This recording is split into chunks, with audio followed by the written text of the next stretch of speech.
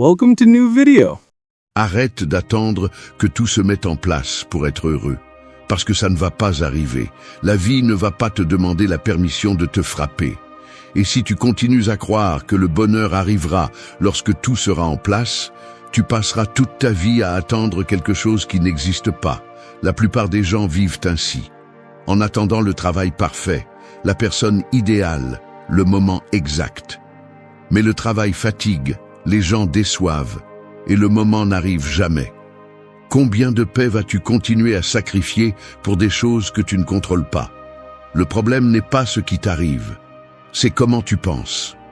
Tu as fait du bonheur un objectif lointain, alors qu'en réalité, c'est une décision que tu prends tous les jours, ici, maintenant, au milieu du chaos, au milieu de la douleur, au milieu de tout ce que tu ne comprends pas. Si tu n'apprends pas à être bien au milieu de la tempête, tu ne le seras pas non plus lorsque le calme arrivera.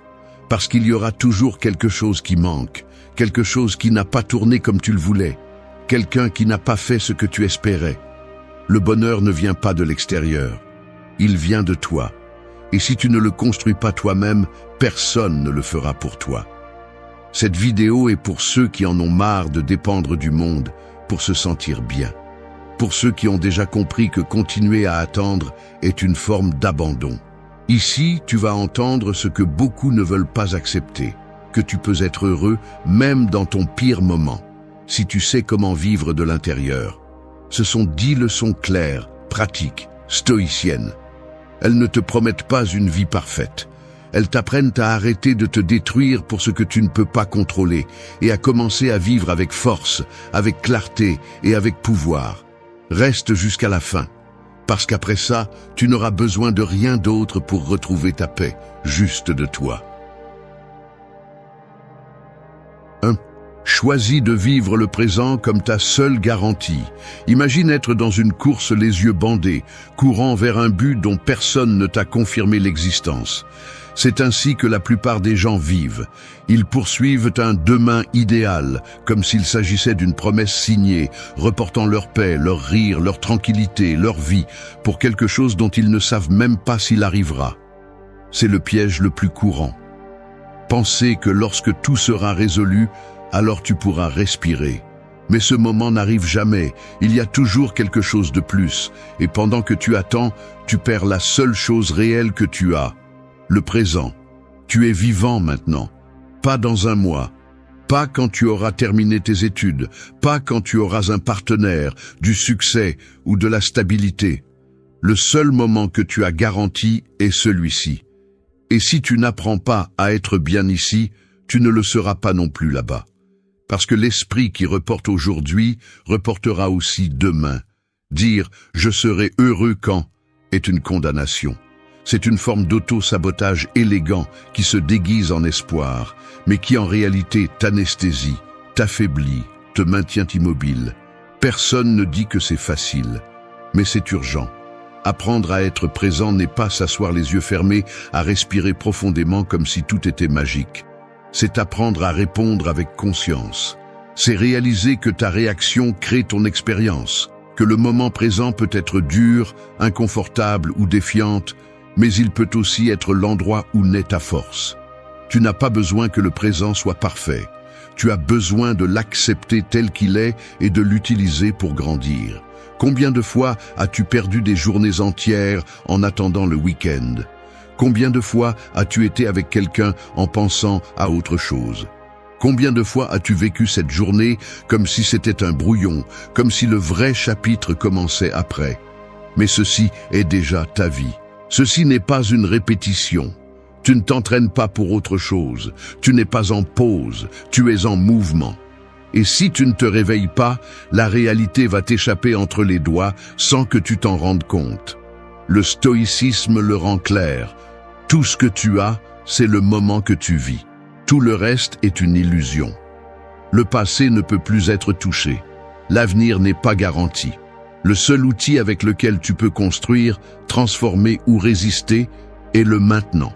Comme le disait Marc Aurèle, le bonheur de ta vie dépend de la qualité de tes pensées.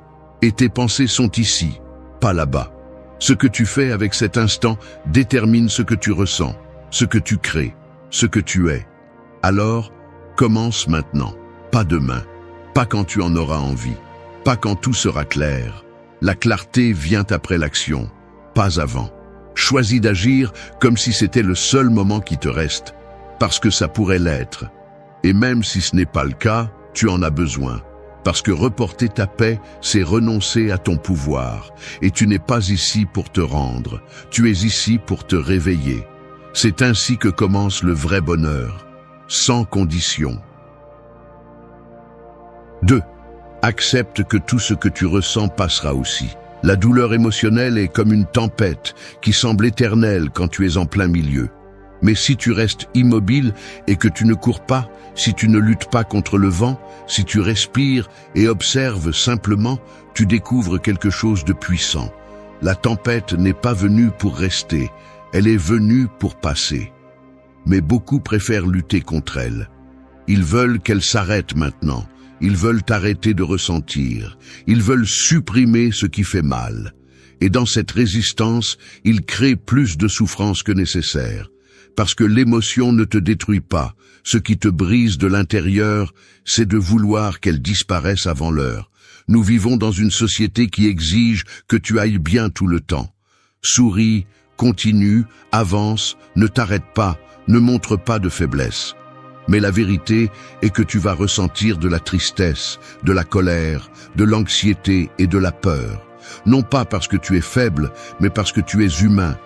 Ce qui te rend fort n'est pas de ne pas ressentir, c'est de comprendre que ce que tu ressens n'est pas permanent. Que chaque émotion est comme une vague. Elle monte, te touche, puis redescend.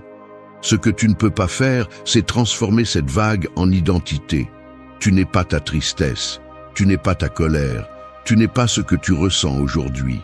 Accepter n'est pas se rendre. Accepter, c'est comprendre que forcer la joie est une autre façon de te nier toi-même. Que vouloir accélérer le processus émotionnel ne fait que t'éloigner davantage de ton centre. Le stoïcien ne réprime pas, il observe. Il ne se noie pas, il reste ferme. Il sait que tout ce qui monte descend, que même la douleur la plus profonde perd de sa force avec le temps si tu ne la nourris pas avec des histoires mentales qui la maintiennent en vie. Et voici le problème, tu ne ressens pas seulement, tu interprètes ce que tu ressens. Tu te racontes que si tu es triste, c'est parce que quelque chose ne va pas en toi. Que si tu ressens de la peur, c'est parce que tu n'es pas assez fort. Mais ce n'est pas vrai. Ressentir est naturel. L'erreur est de rester coincé là parce que tu ne te donnes pas la permission de le laisser partir. Parce que chaque fois que tu répètes cette histoire de douleur, tu invites à nouveau la tempête. La véritable liberté émotionnelle n'est pas de ne ressentir que du bon. C'est de tout ressentir et de continuer à avancer. Savoir que ce qui pèse aujourd'hui, demain lâchera. Savoir que tu n'as pas besoin de résoudre tout au moment exact où quelque chose fait mal. Tu as juste besoin de respirer, d'attendre, d'observer. Parce qu'à la fin, tout ce que tu ressens passera aussi. Et quand cela arrivera, tu seras plus fort, plus conscient et beaucoup plus éveillé qu'avant. 3. Apprends à lâcher prise sans te perdre toi-même. S'accrocher à ce qui n'est plus, c'est comme porter un corps sans vie en espérant qu'il respire à nouveau. Tu continues à le traîner par peur, par habitude ou par attachement. Mais au fond, tu sais que c'est fini. Tu ne veux pas le lâcher parce que tu crois que lâcher prise, c'est perdre, alors qu'en réalité, lâcher prise, c'est te sauver. Mais peu de gens le comprennent. Ils préfèrent maintenir des liens brisés, des habitudes qui les consument ou des idées qui n'ont plus de sens, juste pour ne pas faire face au vide. Et c'est ainsi qu'ils se perdent, non pas parce que les autres leur font du mal, mais parce qu'ils ont cessé de se soutenir eux-mêmes. On t'a appris que aimer, c'est endurer, que être loyal, c'est ne jamais partir, que lâcher prise, c'est abandonner. Mais ce n'est pas de l'amour, c'est de la dépendance. Tu ne restes pas par amour, tu restes par peur. De te retrouver seul, de ne jamais retrouver quelque chose de semblable, de découvrir que ton identité était construite sur quelque chose qui n'existe plus. Et à cause de cette peur, tu t'oublies, tu t'éteins, tu te fragmentes, tu deviens une version de toi-même que tu ne reconnais plus.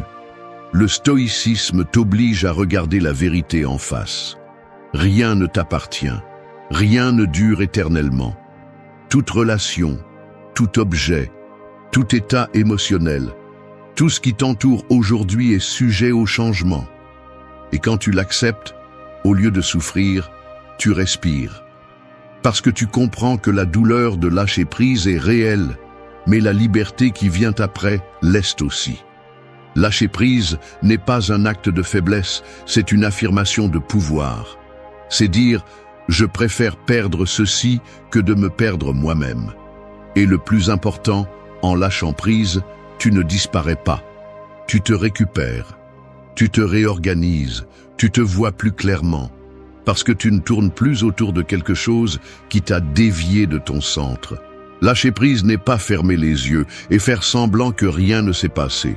C'est ouvrir les yeux et reconnaître que tu ne peux plus continuer à donner ton énergie à ce qui t'épuise, que ta loyauté doit d'abord être envers toi-même, que si pour soutenir quelque chose, tu dois te briser à l'intérieur, alors ça ne vaut pas la peine.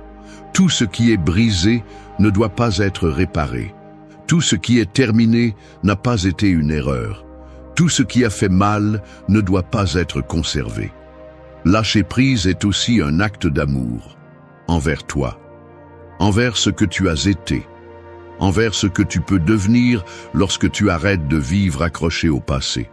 Parce que ce n'est que lorsque tu lâches prise que tu retrouves les mains libres pour construire quelque chose de nouveau. Et cette fois, à partir de ta vérité, pas de ta peur. 4. Cultive ta paix intérieure sans condition. Attendre que le monde soit calme pour avoir la paix est comme prétendre que la mer reste immobile pour pouvoir apprendre à nager. Ça ne fonctionne pas comme ça. La vie ne va pas s'arrêter pour que tu te sentes à l'aise. Il y aura toujours du bruit, des conflits, des contradictions, des imprévus. Si ta paix dépend de ce que tout soit en ordre, alors tu seras toujours au bord de l'effondrement. Parce que quelque chose va toujours échouer. Quelque chose va sortir du plan. Quelqu'un va te décevoir. Beaucoup croient que la paix arrive quand la vie devient facile. Mais la vraie paix n'est pas le résultat de l'extérieur. C'est le résultat de ton entraînement interne. C'est une décision quotidienne, une pratique constante. Et il ne s'agit pas d'être calme tout le temps. Il s'agit de ne pas te perdre quand tout autour de toi se désordonne. La paix n'est pas un silence absolu. C'est un équilibre au milieu du bruit. Quand tu dépends de ce que tout aille bien à l'extérieur pour te sentir bien à l'intérieur, tu deviens esclave des circonstances. Si la journée se passe mal, tu tombes. Si quelqu'un te parle mal, tu débordes. Si quelque chose ne se passe pas comme tu l'espérais, tu perds le contrôle. Et ce n'est pas la paix, c'est la fragilité émotionnelle. Le stoïcien ne cherche pas à ce que le monde s'adapte à lui. Il s'adapte à ce qui vient sans perdre son centre, parce qu'il comprend que la seule stabilité réelle est celle qu'il construit en lui-même. Tu ne peux pas éviter les problèmes. Tu ne peux pas contrôler les gens. Tu ne peux pas éviter toutes les crises. Mais tu peux arrêter de donner le contrôle de ton état interne à tout cela. Chaque fois que tu réagis avec colère à ce que tu ne peux pas changer, tu perds. Chaque fois que tu cèdes ta tranquillité à ce qui t'échappe, tu t'affaiblis. La paix n'est pas l'absence de conflit, c'est la présence consciente en toi. Il y a ceux qui passent leur vie à attendre que le monde change pour pouvoir respirer. Mais ce qui change ta vie n'est pas le monde, c'est toi, ta vision, ton focus, ta capacité à rester calme même quand tout semble brûler. Il ne s'agit pas de réprimer ce que tu ressens, il s'agit de ne pas laisser ce que tu ressens gouverner tout ce que tu fais. La paix est un territoire qui se protège. On ne négocie pas, on ne vend pas, on ne donne pas pour n'importe quoi.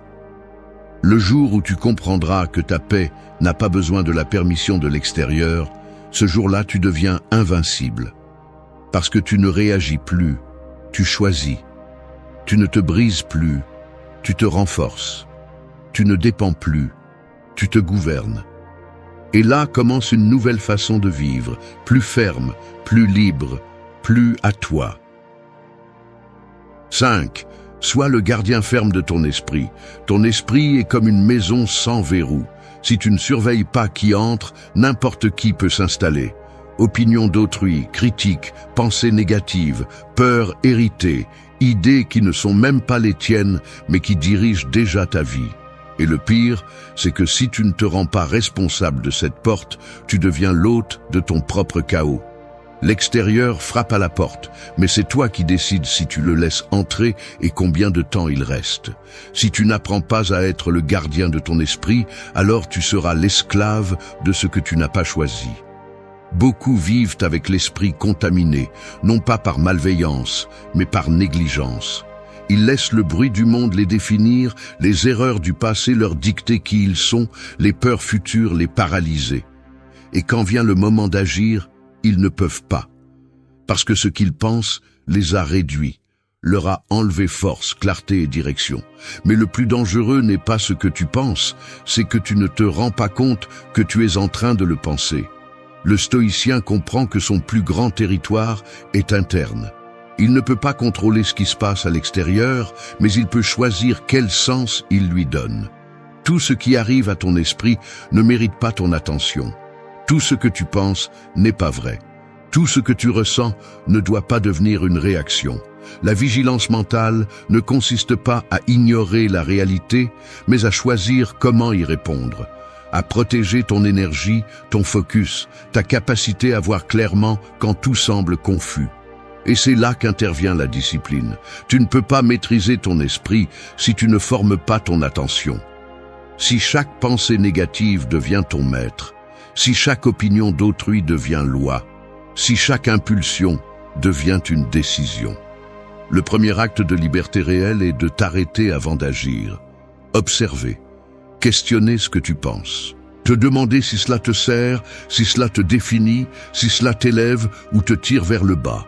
Si tu ne fais pas ce filtre, tu ne vis pas, tu réagis.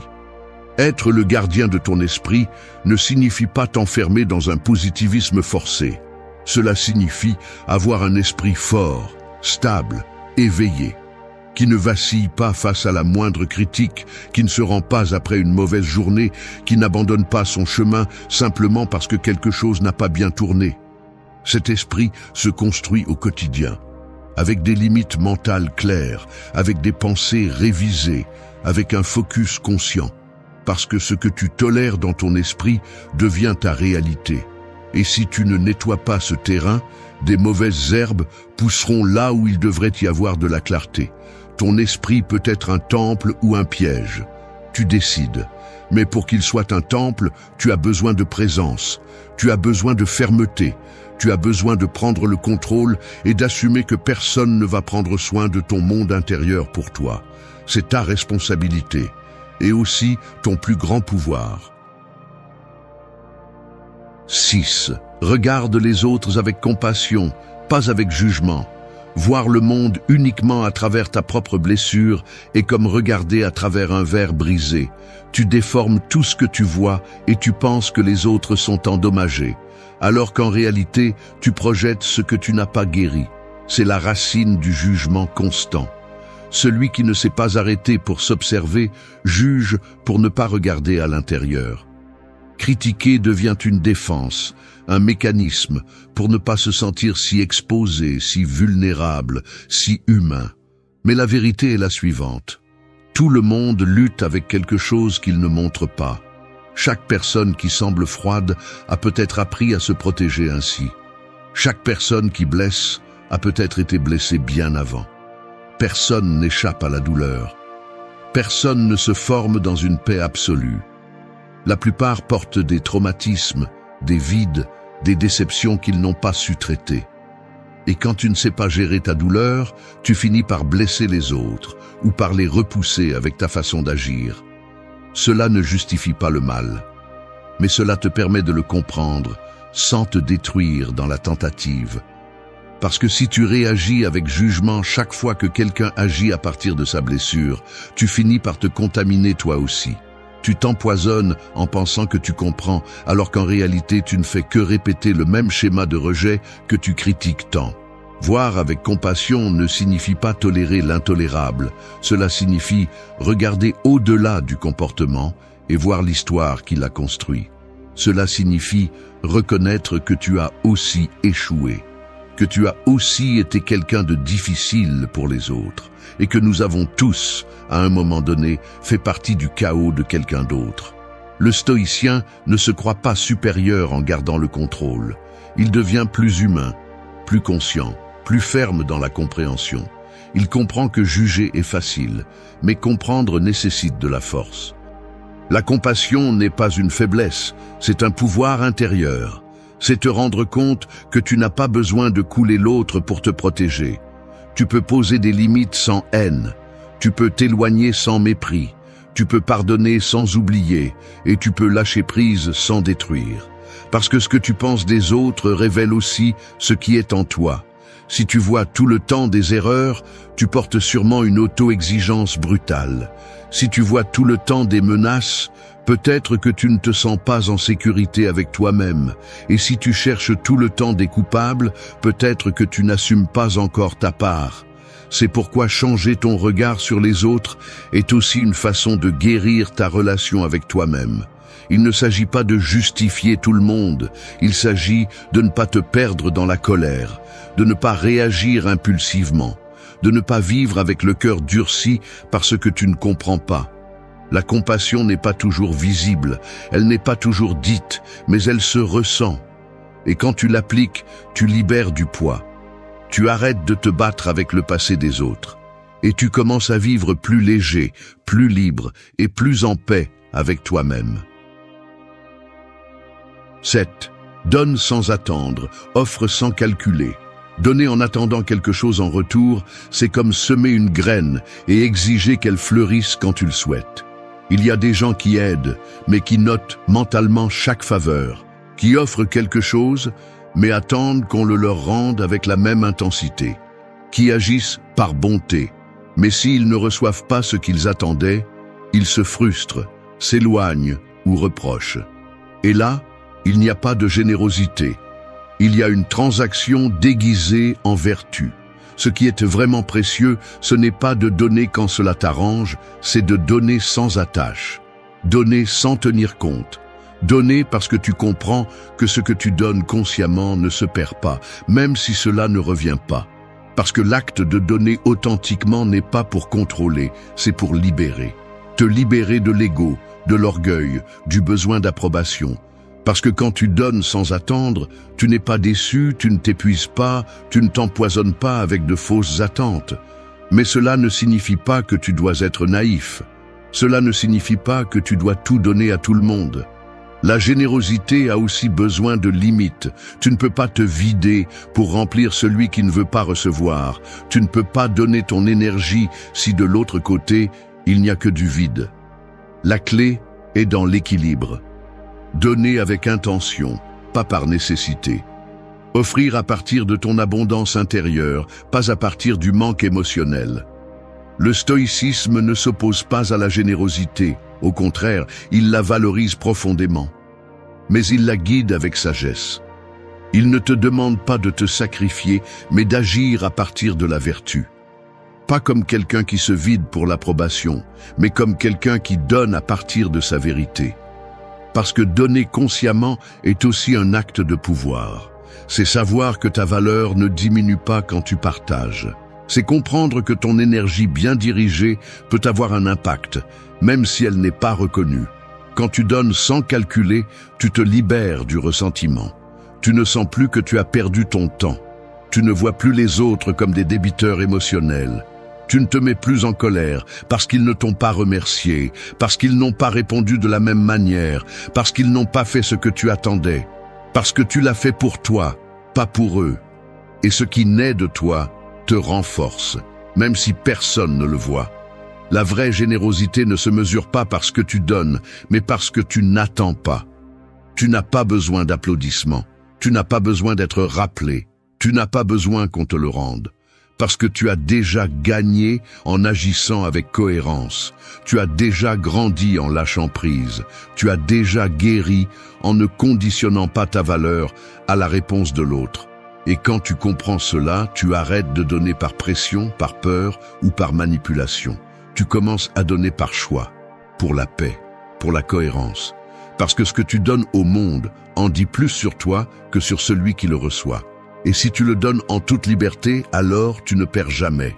Tu ne fais que te renforcer, devenir plus conscient, plus toi. 8. Remercie avant de demander plus.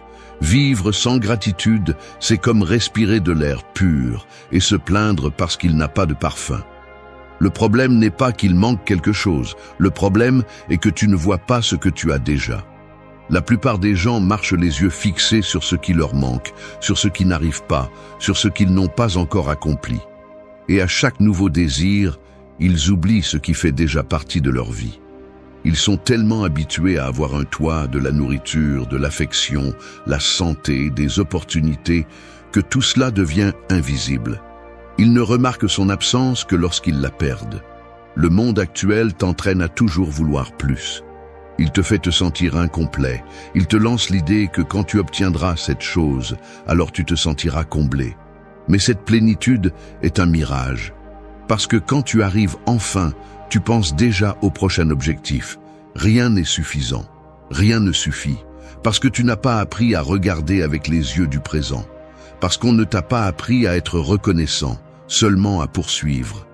La gratitude n'est pas un acte religieux ni une phrase cliché. C'est une façon de se réveiller.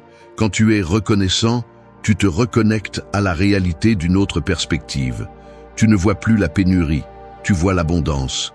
Tu ne vois plus le manque, tu vois les possibilités. Tu ne vis plus de la plainte, mais de l'appréciation. Et il ne s'agit pas de nier ce qui manque, il s'agit de ne pas permettre que cela obscurcisse ce qui existe déjà. Le stoïcisme enseigne que ce que tu as aujourd'hui aurait pu ne pas t'être donné. Que respirer, marcher, penser, ressentir, aimer, tout cela est fragile. Tout cela peut changer à tout moment. C'est pourquoi on ne le tient pas pour acquis. On le valorise, on l'honore. Et cela commence par s'arrêter, observer et dire à voix basse « c'est déjà suffisant ». Non pas parce que tu te contentes, mais parce que tu reconnais que vivre dans la gratitude te donne du pouvoir. Cela te centre, cela te rend la clarté. Celui qui est reconnaissant n'est pas aveugle à ce qu'il veut améliorer. Mais il le fait à partir d'un état différent. Il n'est plus vide, il ne supplie plus, il n'exige plus. Il demande « oui », mais avec la conscience qu'il a déjà beaucoup. Il agit « oui », mais avec le calme de celui qui sait qu'il ne lui manque pas tout. Il construit juste plus. La gratitude réduit l'anxiété, elle renverse la comparaison, elle te libère de la pensée constante que tu es en retard, que les autres sont en avance, que tu devrais être quelqu'un d'autre. Il ne s'agit pas d'écrire une liste chaque matin et de répéter des phrases sans sens. Il s'agit de changer la narration interne, de reconnaître ce qui est là, de te sentir complet même au milieu du processus. Et quand tu remercies avant de demander, ton énergie change. Tu ne mendis plus les résultats, tu les travailles à partir d'une base solide. Parce que ce que tu valorises grandit. Et si tu apprends à être reconnaissant maintenant, même avant d'obtenir ce que tu cherches, alors tu auras déjà gagné quelque chose que beaucoup n'atteignent jamais, la paix avec le moment présent. 9. Tout ce que tu attends du monde commence par toi.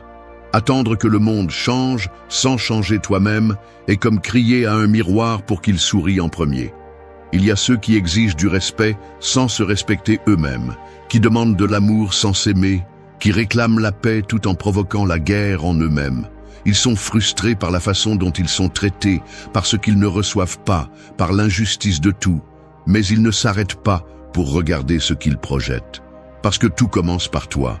Ce que tu sèmes en toi, tu l'émets. Ce que tu tiens dans ton esprit, tu le reflètes. Et ce que tu fais avec toi-même se filtre dans chaque relation que tu as. Beaucoup répètent qu'ils veulent un monde meilleur, mais ils continuent à nourrir la critique, la rancœur, l'impatience. Ils disent vouloir des liens sains, mais ils continuent à jouer avec leurs propres limites. Ils disent vouloir de l'authenticité, mais ils se cachent derrière des masques pour plaire. Ils disent vouloir la paix, mais ils ne lâchent pas ce qui les empoisonne. Et c'est là le point aveugle. Ils prétendent une transformation collective sans une transformation personnelle. Ils veulent que les autres changent, mais ils ne se rendent pas responsables de l'énergie qu'ils portent. Le stoïcisme est clair à ce sujet. Le premier devoir est envers toi-même. Avant d'essayer de corriger le monde, mets de l'ordre en toi. Avant d'exiger de la cohérence, pratique la tienne. Avant de vouloir que les autres te comprennent, travaille à te comprendre. Le changement commence quand tu décides d'arrêter de pointer du doigt et commences à agir à partir de ce que tu choisis de représenter. Si tu veux plus de respect, sois respectueux. Si tu désires des relations sincères, arrête d'agir avec deux visages. Si tu cherches du soutien, deviens quelqu'un de fiable. Non pas comme stratégie pour obtenir, mais comme mode de vie. Quand tu adoptes cette posture, tout change. Tu ne te sens plus constamment victime de l'extérieur. Tu ne donnes plus ton pouvoir en attendant que les autres le valident. Tu commences à vivre à partir de l'auto-responsabilité, à partir de la conscience que tu ne peux pas changer le monde entier, mais que tu peux changer ton monde. Et ce changement interne est la seule chose qui a vraiment un impact. Au début, cela peut sembler inutile, que tu es celui qui donne plus, qui comprend plus, qui agit avec plus de maturité. Mais avec le temps, cette façon d'être dans le monde crée une réelle différence. Peut-être pas pour tout le monde, mais certainement pour ceux qui sont capables de raisonner avec toi. Et le plus important, cela crée un changement profond en toi, parce que tu ne dépends plus. Tu ne demandes plus la permission, tu n'attends plus, tu agis. Tu ne peux pas exiger ce que tu n'es pas prêt à offrir. Et quand tu comprends cela, tu arrêtes de réclamer et tu commences à construire.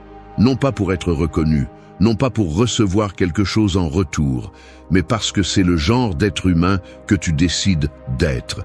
Et c'est cela qui transforme, non pas le discours, mais l'exemple, non pas ce que tu attends des autres, mais ce que tu oses incarner toi-même en premier. 10. Transforme tes blessures en racines de croissance. Une fissure dans la terre peut sembler être une fracture, mais elle peut aussi être l'endroit exact où quelque chose de nouveau germe. C'est ainsi avec les blessures. Beaucoup les voient comme la fin, comme des marques qui affaiblissent, comme des cicatrices qui devraient être cachées. Mais ce qui n'est pas assez dit, c'est que certaines des personnes les plus sages, les plus profondes et les plus fortes qui existent ont été façonnées par la douleur. Non pas parce que la souffrance est bonne, mais parce qu'elles ont appris à l'utiliser. Elles ne l'ont pas niée, elles l'ont transformée. Il y a ceux qui passent leur vie à essayer d'effacer leur passé, à nier ce qu'ils ont vécu, à ignorer ce qui leur a fait mal. Et dans cette tentative, ils ne s'éloignent pas seulement de leurs blessures, ils s'éloignent aussi d'eux-mêmes. Parce que chaque douleur non résolue continue de parler sous forme de peur, de colère, de méfiance. Il ne s'agit pas de romantiser la souffrance, il s'agit d'arrêter de permettre qu'elle te définisse. Parce que tes blessures ne sont pas ton identité, elles font partie du processus. Elles sont le terrain sur lequel tu peux choisir de grandir ou de rester stagnant. Le stoïcisme ne te dit pas de ne pas souffrir, il te dit de ne pas rester là, de ne pas permettre qu'une expérience t'enferme, de ne pas utiliser ton passé comme excuse pour continuer à agir à partir de la faiblesse. Chaque expérience difficile t'a montré quelque chose. Peut-être que tu ne l'as pas vu sur le moment. Peut-être que ce n'était pas juste. Mais maintenant, tu as l'opportunité de décider ce que tu fais avec ça. Tu peux répéter l'histoire ou tu peux briser le schéma. Tu peux continuer à saigner pour la même chose, ou tu peux utiliser cette blessure comme point de départ. Transformer la douleur ne signifie pas oublier. Cela signifie le regarder en face et en tirer une leçon. Cela signifie te rendre compte que tu peux parler de ce qui t'est arrivé sans que ta voix ne se brise. Que tu peux regarder en arrière sans retomber.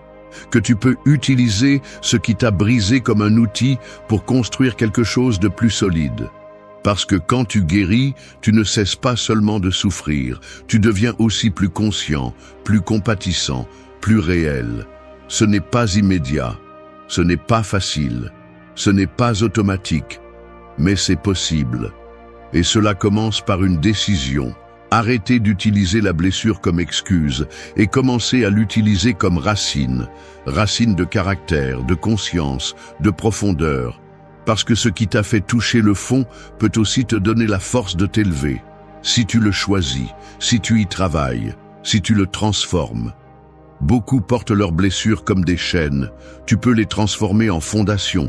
Tu peux décider que chaque douleur t'enseigne quelque chose, que chaque perte te donne de la clarté, que chaque chute te forme, non pas par fierté mais par évolution, parce qu'il ne s'agit pas de ce qui t'est arrivé, mais de ce que tu décides de faire avec.